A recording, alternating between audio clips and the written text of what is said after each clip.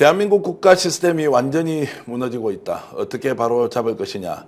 정치 분야도 암흑천지지만 정말로 우리 국가를 체계적으로 관리해야 되는 정부의 노력과 실질적인 활동이 없다. 이 부분 정말로 심각하다. 연금개혁 문제가 그렇고, 그리고 노동개혁 문제, 또 의료 대란과 관련된 부분도 아무런 해법을 내놓지 못하고 있는 이 사태 어떻게 봐야 할지 현장에서 적극적으로 활약하고 있는 국회의원 한 분 모시겠습니다. 조국혁신당 김선민 의원 오셨습니다. 어서 오십시오. 네, 안녕하십니까. 원래 의료 전문가로 지금 정치를 시작하셨는데 네. 지금 의료 전문가가 아니라 정치를 정상적으로 하는 정치 전문가가 필요하다. 맞습니다. 이런 생각이 좀 듭니다. 네. 저는 의료도 전문이지만 보건정책을 한 30년 이상 해왔던 입장에서는 사회정책 전반에 걸쳐서 지금 굉장히 기이한 현상이 일어나고 있는 것 같습니다. 이게 단순히 전문가의 문제가 아니라 상식을 가지는 한 명의 정치인으로서 진짜 도저히 이해할 수 없는 현상이 너무 많이 벌어지고 있는 것 같습니다. 네. 자, 지금 이제 윤석열 정부, 윤석열 정권 또는 이제 김건희 정권 아니냐, 이제 이렇게 많은 사람들이 의심을 하고 있습니다. 실제로 이제 여의도라는 공간에서 네. 이 정권을 바라보고 있으면 정권을 실제 움직이는 사람은 누굽니까? 저는 뭐 명백하게 김건희 씨라고 생각이 들고요. 그 전까지는 많은 것들이 밝혀지기 전까지는 설마 아니겠지라고 했지만 지금 이렇게 밝혀지는 것, 뭐 언론을 통해서 밝혀지는 것들이 전부 다 그걸 보여주고 저는 의사의 입장으로서 바라볼 때 두 부부 사이에 굉장한 심리적인, 그러니까 어떤 병리적인 현상이 일어나는 것 같습니다. 한 사람은 상대편을 완전히 조종하고 있는 것 같고요. 그리고 한 사람은 그 상대에게 완전히 지배를 당하고 있어서 정상적인 사고를 하는지 정말 의심스럽고, 그리고 이제 지배를 하는 쪽은 남편만 지배하는 게 아니라 세상 온통을 다 조종하고 착취하고 지배하는 그런 현상이 일어나는 것 같습니다. 지금까지 소문으로 이제 적극적으로 네. 개입을 하고 있다. 이게 좀 문제 아니냐라고 했는데 조금 전에 하셨던 것은 실제로 윤석열 대통령이 김건희 여사의 네.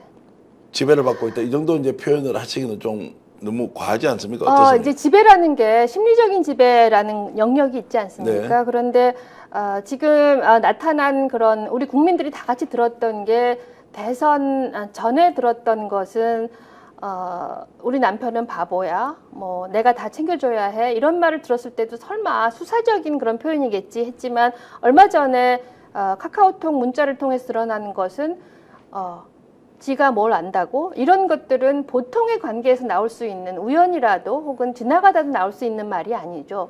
부부 사이에 완전하게 한쪽이 의존하고 한쪽이 지배하는 사이가 아니라면 이거는 쉽게 나올 수 없는 것들 있죠. 그런 증상들이라고 저는 생각을 합니다. 예, 이제 네. 검찰 수사 과정에서 지금 김건희 여사를 이제 불기소했던 것. 자, 김 여사를 검찰이 옹호하고 있다. 그럼 윤석열 대통령은 사적 관계에서 부부니까 그럴 수 있다고 하더라도 검찰이라는 조직이 어떻게 해서 대통령의 배우자를 저런 방식으로 옹호할 수 있느냐라는 문제가 정말로 제가 이해를 할 수 없습니다. 저는 두 가지 측면이라고 생각을 하는데요. 공조직은 철저하게 인사권에 의해서 움직입니다. 지금 현재 검찰 인사를 앞두고 있고 대통령의 인사권이 절대적인 상황이고요. 그 다음에 김건희 여사는 계속해서 남편뿐만 아니라 남편의 조직인 검찰을 저런 방식으로 아마 지배를 했을 거라고 생각을 합니다. 한동훈 씨하고 윤석열 대통령의 관계를 봐도 아무리 이론적으로 해석하려고 해도 해석할 수 없는 그런 관계들이 있지 않습니까? 그러면 윤석열, 한동훈, 그리고 김건희, 윤석열과의 관계를 봤을 때 검찰과 김건희 씨와의 관계가 어땠을지는 우리는 미뤄 짐작할 수 있는 거죠. 자, 국민의 한 사람으로서 검찰이 김 여사를 저렇게 이제 감싸고 있는 것, 국민의 한 사람으로서는 어떤 생각이 듭니까? 우선 가까이 있으면 이 사람의 지배당하는 것이 잘 알려지지 않을 수도 있습니다. 그러니까 심리적인 지배 관계들이 충분히 일어날 수도 있지만 거기서 멀리 떨어져 있을수록 사람들은 객관적인 것들이 보이죠. 국민들에게는 지금 객관적인 상황이 다 보이고 있습니다. 얼마 멀지 않았다는 얘기죠. 이제 검찰은 곧 그 관계에서 이렇게 깨지면서 첫 번째는 하나는 깨어지면서 스스로 이것이 문제가 있었구나 하고 뒤집어지든지, 아니야 만약에 뒤집어지지 않는다면 그 조직은 공멸의 길을 걷게 되겠죠. 자, 머지않았다는 표현을 좀 구체적으로 하면 검찰 어떤가요? 개혁입니다. 검찰 개혁이라는 것이 네, 검찰 네. 조직을 해체시켜야 한다는까지 지금 가고 저희가 생각하는 예. 조국혁신당이 생각하는 거는 거의 해체 수준으로, 해체 수준으로. 수사 기소 분리하고 그 저희가 생각하는 검찰 개혁은 지금의 검찰청의 그런 무소불위의 권한은 완전히 해체되는 수준으로 개혁을 해야 된다고 생각을 하고 있고 초반에 비해서 많은 국민들이 거기에 동의를 하고 있는 것 같습니다. 차를 자초하고 있는 거죠. 제가 국민의 한 사람으로서 좀 혹시 저도 뭐 저 유사한 네. 사건에 검찰 조사를 받으면 네. 검찰이 저도 그렇게 봐줄까요? 그럴 리가 봐줘야 없죠. 봐줘야 되지 않습니까? 모든 국민이 법 앞에 평등한데 네. 김 여사한테 들이대는 잣대와 처분의 결과는 모든 국민들도 똑같이 받아야 되는 거 아닌가요? 지금 많은 국민들이 동시에 벌어진 두 가지 사건, 예를 들면 야당 대표와 김건희 씨와의 관계, 그리고 시간이 지났지만 우리 조국혁신당의 대표와 그 가족에게 행한 것과 김건희 씨에 대한 수사의 결과는, 그리고 그 과정은 너무나 판이했던 것을 잘 알고 있습니다. 네. 자, 그러면은 이제 제가 이제 조사받으러 들어와서 김건희 여사 그렇게 했기 때문에 나도 그렇게 봐달라. 아니, 국민이 그렇게 요구할 수 있는 거 아닌가요? 그 정도 권리를 가지고 있다. 그래서 이제 법치라는 것이 만인 앞에 평등해야 한다는 것이 얼마나 중요합니까? 네. 그걸 검찰 스스로 깼는데 검찰에 가가지고 내가 조사받을 때 나한테는 왜 이거 적용해?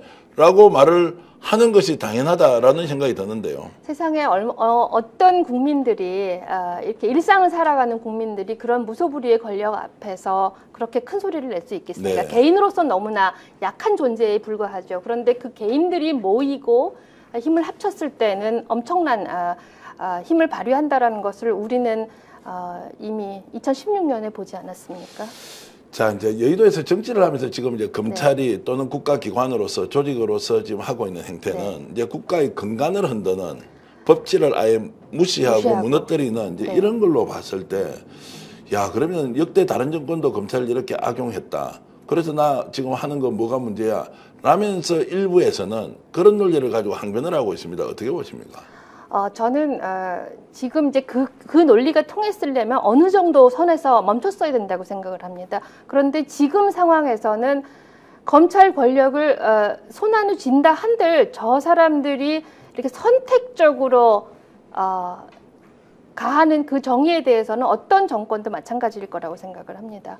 그래서 저는 이 법치를 넘어선 이런 상황에 대해서는 국민들의 어떤 역치를 넘어선 그런 상황이고, 지난번 박근혜 대통령 때에 탄핵을 하고 나서 이어졌던 수사와 그리고 그 이후의 과정을 생각한다면 그때 검찰 개혁을 완벽하게 하지 못한 것에 대해서 국민들이 굉장히 아쉽다고 생각을 하고, 그나마 이렇게 공소청을 만들어 놓은 것이 어떤 단초가 되었을 텐데 이제는 국민들이 다 느꼈고 정치권에서 더 이상은 안 하고 싶어도 어쩔 수 없는 그런 지경에 이르렀다고 생각합니다. 김선민 의원이 원래 이제 국회에 들어오시기 전까지 공인으로서의 사회적 역할이 얼마나 중요하냐, 또 우리 사회가 공적 가치를 추구하고 달성하기 위해서 얼마나 많은 노력을 해야 하느냐, 이제 이런 쪽으로 몸소 실천하신 분인데요.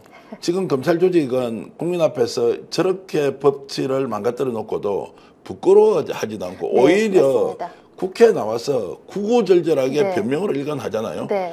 공인으로서 그런 부분 어떻게 보십니까? 공적인 마인드는 지금 현재 검찰에게서는 찾아볼 수가 없습니다. 공무원들은 어느 정권 하에서나 자기가 추구하는 어떤 가치를 향해서 이 정권의 힘을 이용하고 싶어 합니다. 예를 들면 보건복지부의 관료들은 자기 추구하는 바가 있으면 정권의 입맛에 맞춰서 우리 표지갈이라고 하죠. 법안을 새로 내기도 하고 그리고 자기의 몸집 불리기를 위해서 노력하기도 합니다. 그렇지만 지금 정부는 어떠한 그런 자기 이해관계를 추구하는 그런 것들을 살펴볼 수가 없습니다. 근데 검찰도 마찬가지인 게 저라면 이 상황에서 검찰의 권한을 제도적으로 늘리거나 혹은 수성하기 위한 노력을 할 것입니다. 그런데 지금 보여주는 이 행태라는 것은 아마 검찰에 있는 이 소수 젊은 검사들은 느낄 겁니다. 이렇게 하면 곧 나의 미래가 보장되지 않는다는 것을 느낄 텐데, 지금 현재 검찰은 도저히 합리적인 그런 이 경로를 따르는 검찰이라고 할 수 없고, 여전히 계속해서 윤석열 총장 하에서 일했던 그런 졸개들의 그런 집단으로서의 검찰밖에는 있지 않은 것 같습니다. 그 견해차의 이제 수준이 아니라 이제 깡그리 조직을 새로 만들어야 한다, 원판을 바꿔버려야 한다는 정도의 이제 말씀으로 이해를 하겠습니다. 네. 자, 지금 이제 김건희 여사가 대통령 선거 과정에서 공짜 여론조사를 받고 거기에 대해서 공천 대가로 자 공천을 자 김영선 의원에게 줬다 이 소식이 이제 들었지 않습니까? 혹시 여의도에 계실 때 김건희 여사가 총선 개입했다 이런 소문을 많이 들었습니다. 많이 들었습니까? 들었고 공천 개입도 소문으로는 들었고 공공기관장 그리고 많은 인사에 개입한다라는 이야기는 들었습니다. 근데 설마 그렇게까지 하겠냐. 그리고 하는 수준도 공공기관이나 혹은 인사 개입을 하는 것도 어느 정도의 간접적인 영향을 미칠 것이다라는 거지. 이게 이렇게 직접적으로 이렇게 물증까지 나올 거라고는 저는 믿고 싶지 않았고 정말 아니라고 생각을 했는데. 자, 대통령 인사권이 아니고 이제 배우자가 직접 개입을 했는데 대통령보다 더 위에서 진두지휘를 했다라고 이제 하는 이 사실은 어떻게 이렇게 받아들이십니까? 실제로 관가에는 업무 지시를 했다는 이야기도 많이 들렸습니다. 이제 업무 지시 같은 것들 예를 들면 지난번에 마음건강 사업 같은 것들 뭐 100번 양보를 해서 대통령 부인으로서 챙길 수 있는 사안이라고 생각은 합니다.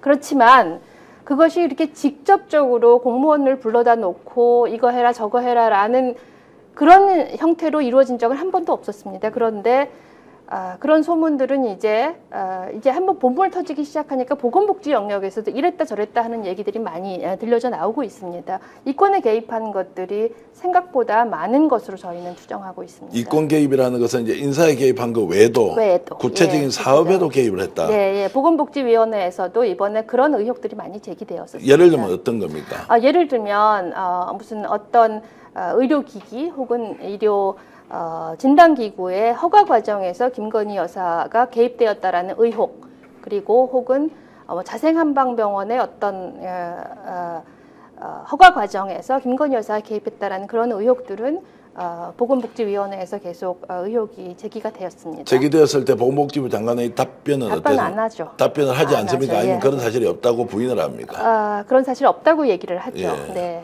그런데 아니땡 굴뚝에 연기가 날 수가 없는데 거죠. 그런 부분은 소문이 많이 났다는 것은 많이 났죠. 네. 혹시 이럴 수는 있지 않습니까? 누군가가 김건희 여사 이름을 팔아가지고 했을 수도 있고 밝혀져야 할 문제죠. 밝혀져야 한다. 문제죠. 예. 자, 그러면 공익제보를 통해서 이것도 드러날 가능성이 있다. 그런데 이제 증거가 뭐 없고 아직까지는 좀 더 의혹 제기 수준이니까 야, 그런 데까지. 근데 가장 크리티컬한 거는 공천 예. 개입 아닙니까? 예. 그런 것이 가장 심각한 문제이고 지금 민주당에서 이번 국감을 통해서 30여 개의 의혹을 제기했다고 들었습니다. 근데 굉장히 자잘한 것들은 그냥 지나친다 하더라도 국가의 근간을 흔드는 문제는 반드시 수사를 통해서 밝혀져야 할 거라고 생각합니다. 자, 공천 개입과 관련해서는 증거도 나오고 진술도 있고 다만 이제 김건희 여사의 목소리가 들리지 않는 것뿐인데 이게 사실로 밝혀지면 어떻게 해야 합니까? 뭐 그럴 수도 있다. 대통령 영부인이 뭐 관여할 수도 있지. 이렇게 가야 됩니까? 아니면 이것을 그거는 지금 정치권도 문제이지만 정치권도 대응을 해야 되겠지만 지금 저희가 이번 재보궐선거라든가 혹은 지지자들을 만나면서 느끼는 거는 국민들은 지금 폭발 일보 직전인 것 같습니다. 지난 총선 때 저희 당을 향해서는 저희를 지지했던 많은 분들이 탄핵 혹은 3년은 너무 길다라는 그런 구호에 꽂혔다면 지금은 굉장히 저희를 압박을 많이 하십니다. 이렇게 점화가 되면 굉장히 무섭게 타오를 것 같고 그렇다면 사실로 밝혀진다면 그 사실로 밝혀진다는 그 단계도 지금 어느 정도 쌓아가는 그 임계점을 향해서 나아가고 있다고 생각을 합니다. 지난 16년과 비교를 한다면 그때 JTBC 보도가 이렇게 그게 점화를 했다면 지금 어디서 튀어나올지 모르는 고수준의 증거들은 아마도 멀지 않았을 거라고 저희는 믿고 있습니다. 자, 사인이고 개인인 이제 명태균이라는 사람이 정권의 탄생에 결정적인 기여를 했고 또 정권 출범 이후에도 계속 김건희 여사와 소통을 해왔고 뭐 중요한 정책 결정에 관여를 했다. 이제 이렇게 되는 거면 서목김건희 될 수 있다 이런 생각까지 좀 하십니까? 그렇게 믿습니다. 그렇게 믿는다. 대표님께 여쭤봐야 될 것 같습니다만, 그렇게 될 수 있을 거라고 믿고 있습니다. 아니, 국가라는 것이 기본적으로 이제 시스템에 의해서 작동하고 특히 공적 위치에 올라가면 더욱더 그 시스템 위에서 자신의 권한과 책임과 의무 뭐 이런 것들이 이제 규정이 되지 않습니까? 그런데도 사인이 계속 개입을 해서 국가 경영을 했다는 것은 윤석열 대통령이 국가 경영에 대한 기본 이해가 없는 것이냐, 맞습니다. 아니면 김건희 여사가 워낙 과도하게 개입을 하기 때문에 어쩔 수 없이 받은 것이냐, 이 부분은 어떻게 보십니까? 저는 두 가지 측면이 다 있다고 보는데, 과도하게 개입하고 사적인 이익을 취득한 거는 김건희 여사에게 문제가 있을 수도 있을 거라고 생각합니다. 근데 오늘 대표님께 계속 강조하고 싶은 거는, 지금 윤석열 대통령의 문제는 국가를 경영한다라는 그런 사고가 없는 것 같습니다. 국가를 경영한다라는 거, 오늘 이제 좀 드리고 싶은 말씀이, 오늘 12구 2주년 네. 추도를 한 추모식을 한 날입니다. 오늘 대통령실에 나온 메시지 중에서 가장 제가 한 단어에 굉장히 이제 거슬렸는데, 기억하시겠지만 22년에 사고가 그 참사가 났을 때 대통령이 뭐라고 했냐면 크라우드 매니지먼트에 문제가 있었다라고 발언을 했습니다. 네. 크라우드 매니지먼트 말 그대로 인파 관리인데, 11월 1일에 인파 관리에 문제가 있었다. 그 문제를 해결해야 된다고 나왔습니다. 저는 그런데 오늘 또 그다시 그 4대 개혁을 이야기를 하고 맨 마지막에 크라우드 매니지먼트라고 영어로 이야기를 하면서 이 메시지가 나왔습니다. 저는 이 메시지가 윤 대통령의 현실인식을 단적으로 보여준다고 생각하는데, 첫 번째, 경험과 지식이 완전히 부재한 것 같습니다. 이 당시에 이태원에서 참사가 나고 지금 2년이 흘렀습니다. 문제가 됐던 원인들을 이렇게 본다면 이분의 머리에는 크라우드 매니지먼트란 단어 하나밖에는 없는 것 같습니다. 의대 증원도 마찬가지고요. 의료개혁의 요소는 수없이 많은데 그중에 의대 증원 하나만 꽂혔습니다. 경험과 지식이 부재하니까 굉장히 듬성듬성한 지식으로 모든 것을 해결합니다. 그리고 공감 능력이 결여되어 있습니다. 지금 국민들이 어떤 것을 힘들어하는지, 이태원 참사를 통해서 국민들이 가장 아파하는 부분, 이게 뭔지에 대한 이해가 없었습니다. 그리고 자존감이 낮은 게 특징인 것 같습니다. 그 이유는 뭐냐면 크라우드 매니지먼트라는 특정 영어 단어를 계속 반복해서 사용한다는 것, 잘 모르면서 이렇게 겉멋들린 것처럼 사용하는 네. 것, 굉장히 자존감이 낮은 것 같죠. 의료계에서도 마찬가지인 것 같은데, 한번 자기가 내뱉었으면 절대로 타협하지 않고 계속해서 한 숫자에 꽂혀 있다라는 것, 자존감이 낮은 것을 의미하죠. 그런 면으로 본다면 모든 것들이 경험과 지식이 없고 공감 능력이 결여되어 있고 자존감이 낮은, 이것은 국가 경영을 시스템으로 보는 것이 아니라 아주 수사하듯이 한 법률 문구에 꽂히면 그대로 이제 갖다 맞추는 그런 것밖에 안 되는 것 같습니다. 이러다 보니까 자기가 하고 싶은 일도 없고 국가를 움직이는 능력도 없다 보니까 그 옆에 사익을 추구하는 그런 배우자, 그것도 굉장히 자신을 지배하는 배우자를 만났을 때 그것이 사적 이익에 그대로 치환되는 거죠. 윤석열 대통령이 지금 하고 싶어 하는 게 뭐 있는 것 같습니까? 지금 없어 이제 보입니다. 국힘의 정권 창출에 직접 이제 참여했던 이제 원로 지식인 한 분은 이런 말씀을 하시던데, 지금 뭐 사안별로 중요한 수사 또는 진실을 밝혀야 할 것도 있지만 대한민국의 국가 시스템이 완전히 무너졌다. 있습니다. 완전히 네. 무너졌다. 이거 복원하려면 몇 년 걸릴지 모르는데, 심지어 OECD 기준으로 보더라도 지금 현재 우리 사회의 IT 분야의 기술이 과거에 1등으로 달린 네. 지금 20위권으로 밀려났다고 네. 하더라고요. 네. 이게 이제 대한민국이 글로벌 경쟁력을 갖추는 데 매우 중요한 요소인데, 네. 전력 문제에 대한 해법, 그리고 이거 IT 분야에 대한 것, 이런 것들이 총체적으로 파국 상태다. 이거 어떻게 해야 되느냐?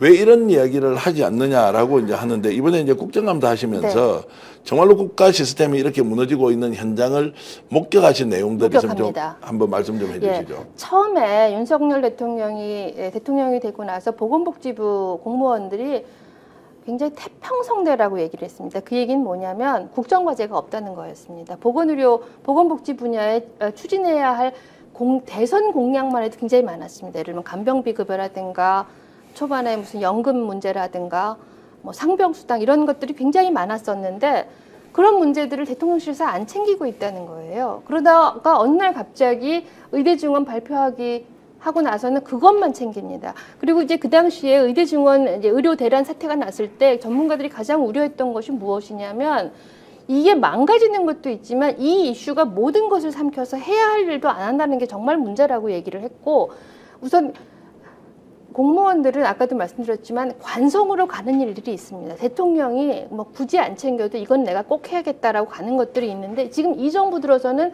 대통령이 직접 챙기는 예를 들면 의대 증원, 뭐 연금 계약 이런 문제가 아니면 진척이 되는 일이 없습니다. 네. 대표적인 예로 아까 말씀드렸던 상병수당, 간병비 이거 대선 공약이었습니다. 하나도 진행 안 되고요. 이번에 보니까 오히려 예산 다 깎였습니다. 자, 그 이야기는 네. 이제 뭐 이런 문제를 참모들이 알고 있고 용산은 말 그대로 대통령실이기 때문에 컨트롤 타워 역할을 해서 대선 공약도 챙기고 또 국가의 미래 전력과 관련된 부분을 대통령이 방향을 정하면 일사불란하게 움직이면서 네. 공무원 조직이 움직여 왔던 게 그렇죠. 뭐 예를 들면 이제 이번 의료개혁을 추진하는 과정에서도 얼마 전에 뜬금없이 교육부 장관이 의대 교육을 6년에서 5년으로 바꾸겠다고 얘기를 했습니다. 다들 국민들이 다 놀라고 이게 무슨 일인가 얘기를 했는데 보건복지부 장관은 그날 국정감사에 나왔는데 자기와는 사전 상의한 거 아니다.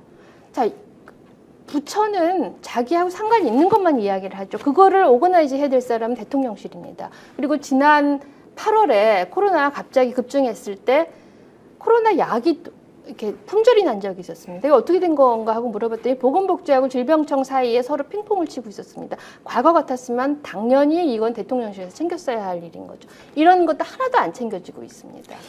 자, 지난 정부에서 이제 의료 정책 전문가로 직접 이제 정부에 참여를 했지 않습니까? 네. 그때 고위직 공무원으로서 있었던 것과 네. 지금 이제 보건복지 관련 의료 분야의 공무원들이 움직이는 것 크게 차이가 많이 납니다. 많습니다. 예. 네.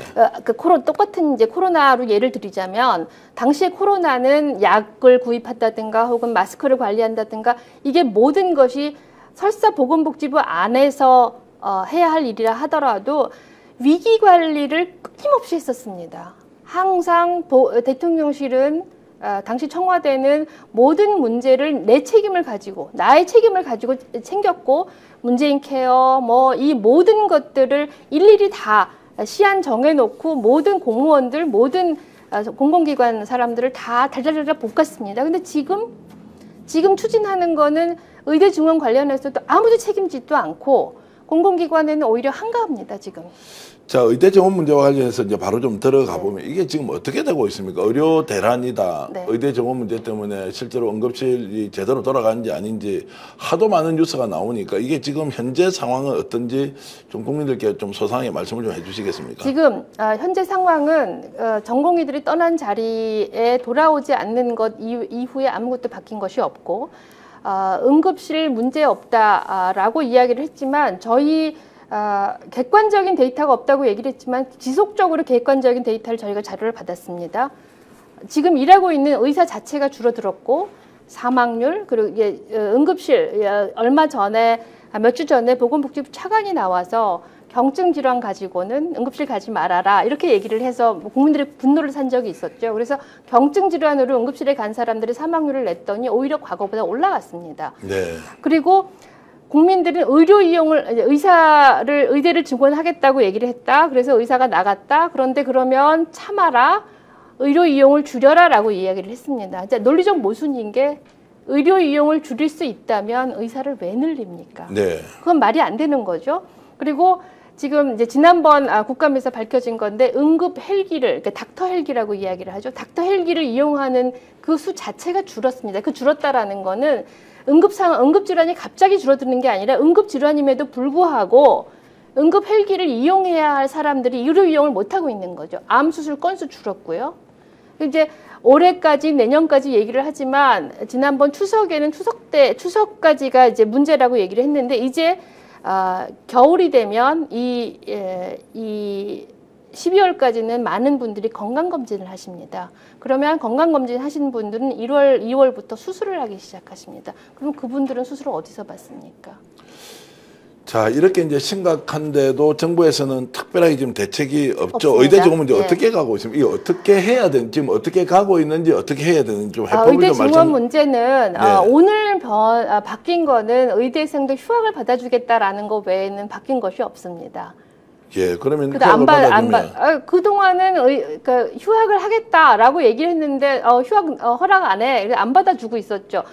안 받을 방법이 없는데 그냥 안 받겠다고 고집을 피웠습니다. 그래서 이제 의학을 받아줄 건데 이제 그 보건복지부의 이야기는 뭐냐면 내년에 학생들이 들어오면 이제 이 문제는 다 풀린다라고 얘기를 합니다. 자, 네. 그럼 내년에 학생들이 들어오면 첫 번째 이 학생들이 들어와서 자, 윤석열 대통령이 정원을 늘려줬으니 나는 정권에 감사해야 된다. 이제 열심히 공부해서 의사가 되겠다. 이렇게 생각 안 합니다. 이미 들어오면 다시 걷어차기를 하고 싶어질 겁니다. 문제 해결이 안 되는 거고요. 그다음에 병원들은 올해까지는 어떻게든 전공의가 없는 상태로 적응을 해 나갈 겁니다. 그리고 뭐 간호법 이렇게 쥐어짜서 가겠죠. 내년 되면 더 이상 버틸 수 없는 상황이 되고 설사 전공의가 돌아온다 하더라도 이 돌아오는 전공의들은 이른바 지역의 필수 의료에 돌아오는 것이 아니라 거꾸로 지금 비필수 의료, 그다음에 수도권 중심으로 전공의들이 돌아오게 됩니다. 그러면 원래 의대 증원을 하겠다라는 그 목표는 지역에 의사들을 많이 보내고 필수 의료에 많이 배치하겠다고 했는데 의료라는 것은 항상 절대적인 수준도 중요하지만 밸런스가 중요합니다. 그런데 그 밸런스가 깨져버리면 필수 의료, 그다음에 지역 의료는 붕괴가 되는 거죠. 지금 이미 지역 이렇게 뭐 호남 지역이나 영남 지역에 가보면 환자도 의료 이용 못하고 병원은 거의 문 닫을 지경입니다. 자, 조금 전에 이제 응급실 사망률이 높아진다. 그리고 경증 질환자가 사망하는 비율도 높아진다. 이건 통계적으로 지금 나옵니까? 네, 예. 그러면 좀 더 나가면 이런 상황이 지속되면 국민들의 평균 수명 이런 데도 영향이 예, 그걸 옵니까? 이제 초과 사망이라고 이야기를 하는데요. 예. 평소에 이제 돌아가실 분보다 더 많이 돌아가셨느냐, 예. 어쨌느냐인 건데 보통 초과 사망으로 나오기까지는 한 1, 2년 시간이 걸리는 걸로 예. 외국에서는 이야기를 하고 있습니다. 자, 이 상황을 지금 현재 정부는, 윤석열 정부는 지금 어떻게 풀어가겠다고 합니까? 끝까지 이렇게 그냥 가버리면서 의료가 완전히 붕괴되도록 내버려 두는 겁니까? 네, 윤석열 대통령은 문제가 해결됐다고 생각을 할 겁니다. 해결됐다고요? 증원했으니까요. 예. 네, 그분의 목표는 오로지 입학 정원 몇 명 늘리는 거에 있었지 예. 목표 자체가 지역의 의료를 살린다든가 무슨 산부인과 소아과 의사 가게 한다든가 이런 거에는 관심이 없었습니다. 예. 그러니까 이건 해결됐다고 생각을 할 건데 천만의 말씀인 거죠. 국민들은 그냥 그런 상태로 유지가 되고 있는 거고요. 야, 그래서 이제 지금은 그러면 이제 의대 정원만 늘려놓고 지금 의료 현장은 거의 뭐 국민들로 하여금 이제 신뢰를 잃어버렸고 또 응급실 사망률 높아지고 그리고 경증 환자의 사망률도 높아지고 있는데 결국 이제 이런 거네요. 국민이 대한민국에서 살려면 안 아프면 된다. 안 아파야 된다. 이게 정상국가가 아니지 않습니까? 아프고 안 아프고 내가 선택하는 게 아니지 않습니까? 예, 그러니까 예, 계속 이제 이 당분간은 참아라라고 얘기를 하는데 예. 국민들이 참을 수 있을 것 같으면 의사들을 늘릴 필요가 없는 거죠. 네. 그리고 이 시스템 사고를 못 하고 있는 게 겉으로 어떤 문제가 드러나기까지는 의료 자원도 인력만 문제가 있는 게 시설, 장비, 뭐 병상, 자원 이런 게 모두가 필요하고 돈도 흘러야 되고 조직도 건설이 되어야 되고 그러는데 이 시스템 사고가 없다 보니까 그냥 의대 증원만 하나 해놓으면 모든 문제가 다 풀릴 거라고 생각을 합니다. 근데 저희 같은 사람들은 이 모든 요소를 생각하다 보면 의사 증원도 해야 되고 수가도 바꿔야 되고 조직도 해야 되고 이 문제를 다 해결을 해야 되는데 이게 안 보이면 참 마음이 편할 것 같습니다.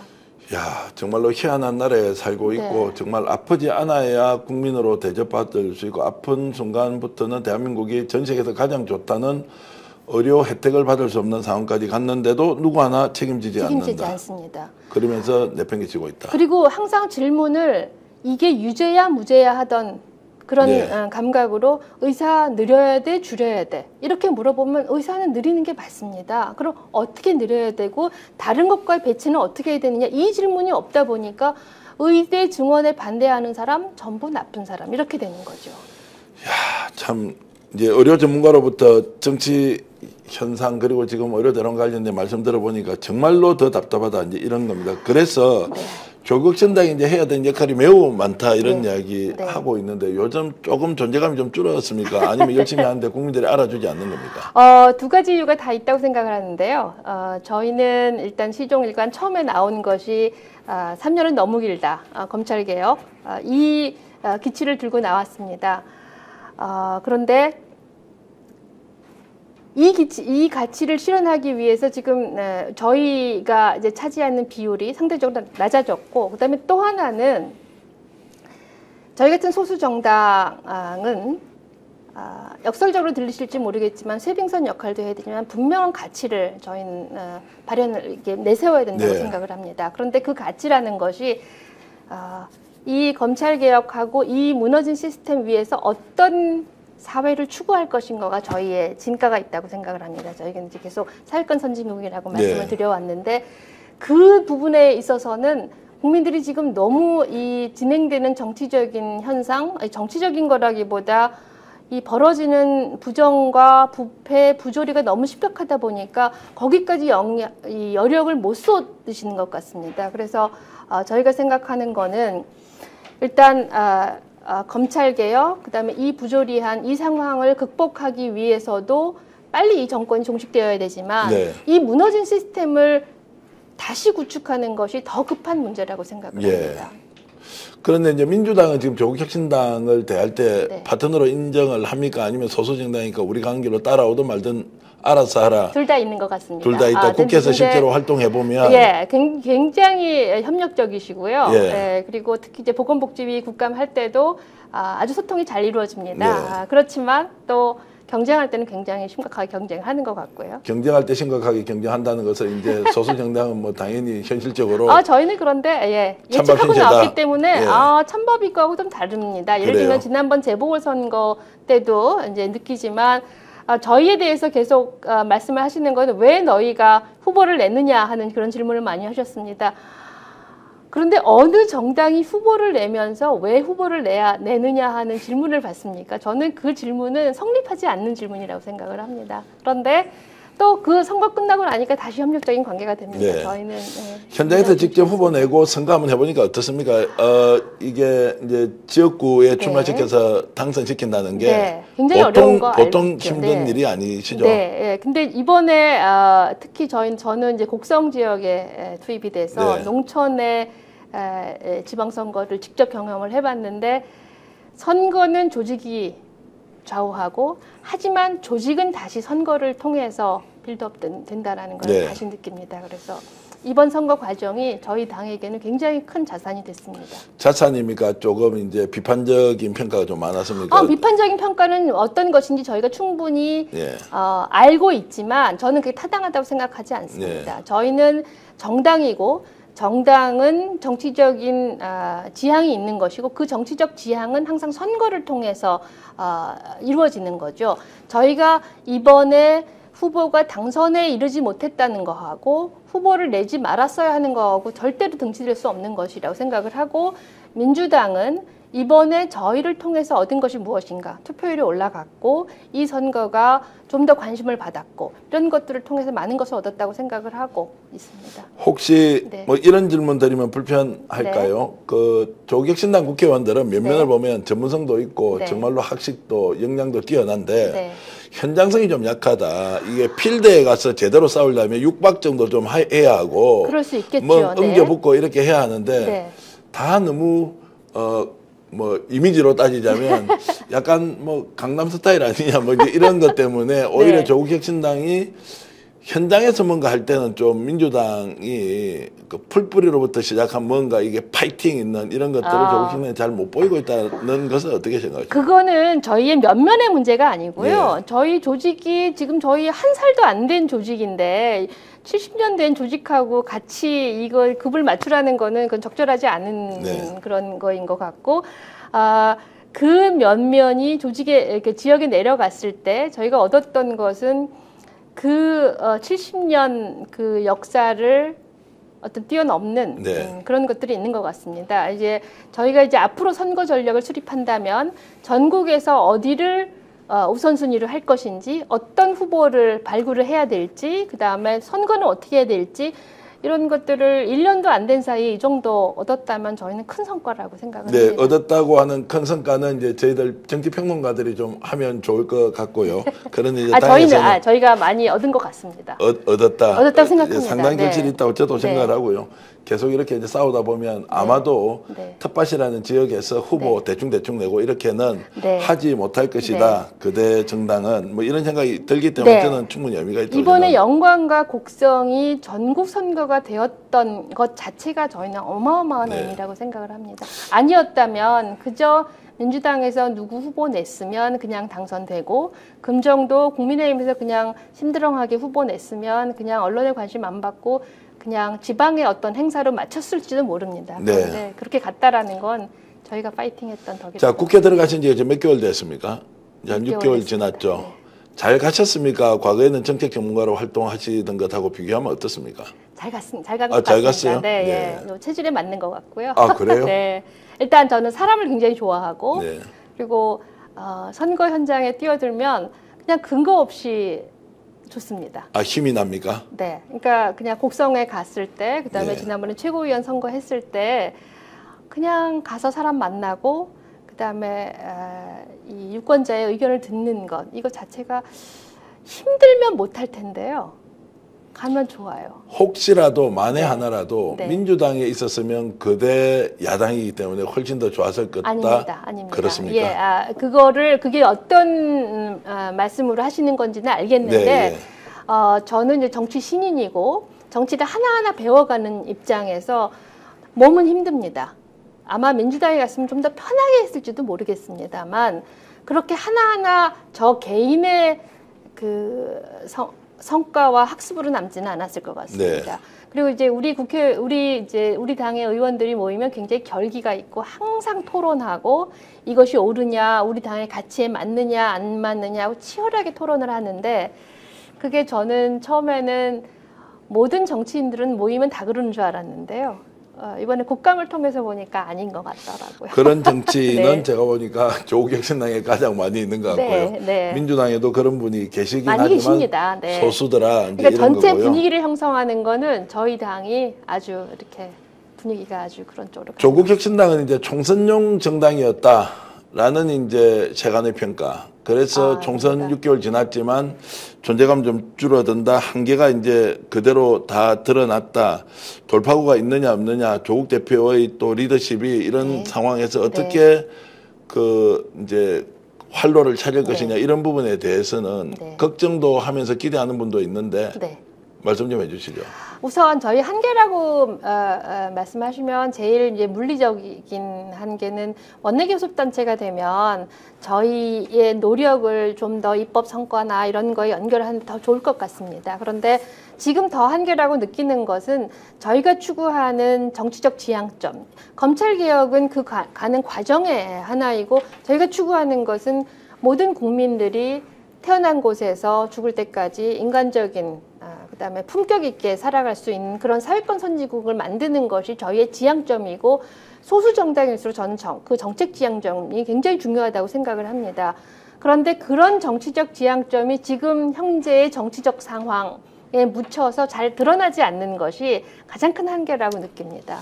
지금 이 그것은, 시점, 좀 더 저희가 열심히 노력하고 그러다 보면 기회가 있을 거라고 생각합니다. 굉장히 중요한 말씀인데 이제 네. 가치에 대한 논쟁은 해볼 네. 겨를도 없이 지금 정치 네. 현안 중에서 가장 저급한 수준의 네, 저급한 수준. 네. 국정농단 같은 게 계속 터지고 이권 개입에 대한 것 그리고 검찰권이 사유화되는 이런 이제 과정 때문에 정말로 중요한 우리 사회가 논의해야 하는 네. 미래 문제 그리고 국가의 전략 그리고 가치 논쟁 이런 게 이제 사라져 버렸다라는 것에 대한 이제 걱정이시고요. 한 가지만 더 말씀드리고 싶은데 이번에 지금 이 국정농단 상황에서도 저희 당과 민주당의 차별점이라고 할 것 같으면 저희는 그 와중에도 탄핵 집회를 시작을 했지만 검찰개혁 그거를 구체적인 입법 과제로 딱 발의를 했다라는 것이 저희 당의 차이점일 것 같습니다. 그게 제도적인, 그다음에 정책적인 분명한 비전이 있다라는 거와 그렇지 않은 것은 정당에서의 큰 차이라고 생각을 합니다. 자, 그리고 이제 탄핵을 이제 공식화시켜서 네. 탄핵 발의를 하겠다고 지금 네. 당론으로 정했고 네, 네. 날짜도 지정을 했더라고요. 날짜는 아직 아닙니까? 그 날짜는 준비는 11월 다 되어 있지만 11월 초에 예를 들어서 이제 임기가 반환점을 도는 그 시점을 기대로 잡고 있는 것 아닙니까? 아닙니다. 그건 아니고요. 아니고요. 그건 아니고 거의 준비는 다 됐고 네. 시기는 좀 더 저희는 고민을 하고 있습니다. 외치고 나가지 못한 이유가 따로 있습니까? 뭐 시기가 다 필요하다고 생각을 하고요. 네. 뭐 치고 나가지 못한 저희가 제일 가장 잘 치고 나가고 있다고 생각을 네. 하고 뭐 날짜를 못 박아놓은 것은 아니라는 점만 말씀드립니다. 자, 탄핵이라는 것이 이제 과연 어떻게 갈지 민주당의 또 당론은 어떤 방향으로 정해질지 좀 봐야 하는데 어쨌든 답답한 국면 속에서도 혈혈단신 12분이시죠. 지금 네. 조국에서는 12분이 죽기 살기로 뛰고 있다. 이런 말씀 자주 듣고 있고요. 오늘 고소 전략을 보고 계신 여러분들도 야, 민주당에 비하면 너무 초라하다 이렇게 하실 게 아니라 정말로 한 사람 한 사람은 죽기 살기로 하고 있다는 모습 듣고 있기 때문에 제가 오늘 김선민 네. 의원을 이렇게 초대했습니다. 그 와중에 사실은 오늘 이제 저희 아쉬움 중에 하나인데 저희는 사회정책 관련해서도 국민연금이라든가 네. 혹은 건강보험법 이런 것도 아주 구체적으로 입법 발의를 다 했는데 이런 것들이 다 정쟁에 묻히는 것 같아서 안타깝지만 이거는 저희 당의 논의의 성과로 남을 거라고 믿고 자, 우선순위가 조금 밀려났지만 그 과제 역시 우리 대한민국에 반드시 필요한 네. 의제다라는 이제 네. 생각 똑같이 시청자 여러분들도 하실 겁니다. 자, 오늘 김선민 의원, 조국혁신당 지금 김성민 의원과 함께 얘기 나눠봤는데요. 고소 전략 여러분 어떻게 보셨습니까? 재밌었습니까? 오랜만에 이런 정책적 얘기, 조국혁신당이 큰일을 하고 있구나라는 생각하시면은 조국혁신당에도 유튜브 채널이 있습니다. 구독, 네. 좋아요 눌러주시고요. 그리고 김선민 의원도 지금 김선민 유튜브 TV 김선민 있습니다. TV 있죠. 거기도 네. 구독, 좋아요 눌러주시고요. 네. 스픽스가 지금 103만 명 정도 여러분들의 이와 같은 성원과 네. 응원으로 달려가고 있는데요. 구독, 좋아요 꼭 좀 해주시고요. 그리고 여러분들 제보 있으면 언제라도 공간 열어놓겠습니다. 그곳에서 새로운 진실을 공익 제보를 할 수 있는 기회 열려 있다라는 말씀 드리겠습니다. 그리고 제 옆으로 나가는 한우회식 대구 명소 경성한우 대구에 계신 분들 올 연말에 가족 모임, 친구 모임 그리고 직장 모임 하신다면 아주 좋은 고품질의 한우를 정말로 만족스러운 가격에 드실 수 있다. 경성한우 꼭 기억해 주시면 고맙겠습니다. 자, 오늘 기자님 이렇게 인터뷰해 주셨는데 네. 제가 공부가 많이 됐고요. 역시 조국혁신당의 국민 여러분들이 기대를 하셔도 좋겠다는 생각이 듭니다. 국민연금, 국민건강보험법 꼭 이 굉장히 중차대한 과제인데 국민 여러분들께서 많은 관심 가져주시기를 부탁드립니다. 예, 그리고 이제 앞에 있는 우리 카메라를 보고 함께 인사드리겠습니다. 네. 시청해 주신 여러분 고맙습니다. 감사합니다. 스픽스는 말하는 언론입니다. 대세는 유튜브, 그중에서 스픽스. 좋아요, 댓글, 구독, 알림 설정. 여러분이 저희를 사랑해 주시고 우리가 여러분을 사랑하는 4가지 방법입니다.